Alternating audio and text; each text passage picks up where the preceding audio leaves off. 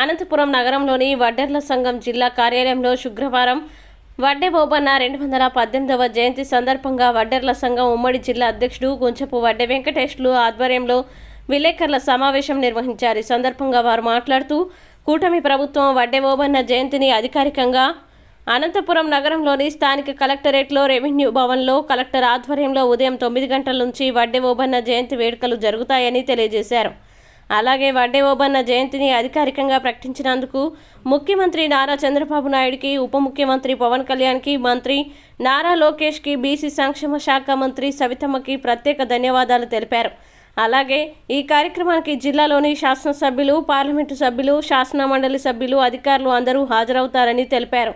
కావున వడ్డెర కుల బాంధవులందరూ, వడ్డెర సోదర సోదరిమణులందరూ, వడ్డెర జాతి ముద్దు బిడ్డలు పాల్గొని ఈ కార్యక్రమాన్ని విజయవంతం చేయాలని కోరారు.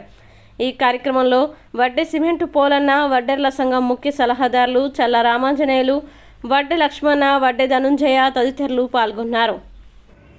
స్వాతంత్ర సమరయోధుడు వడ్డే ఓబన్న 218వ జయంతి జనవరి 11వ తేదీన జరుగును. ఈ వడ్డే ఓబన్న జయంతి కార్యక్రమాన్ని అధికారికంగా ప్రభుత్వం నిర్వహించడం శుభపరిణామం.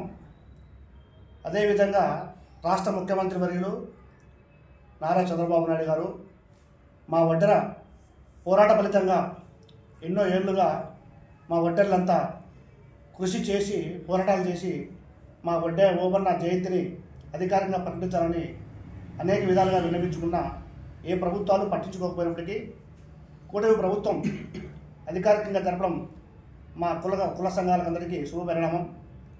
అదేవిధంగా విద్యావంతులు, మేధావులు, ఉద్యోగులు, వడ్డెర యువకులు ఉత్సాహంగా ఈ కార్యక్రమంలో పాల్గొని విజయవంతం చేయాలని జిల్లా సంఘం కోరుతున్నాము.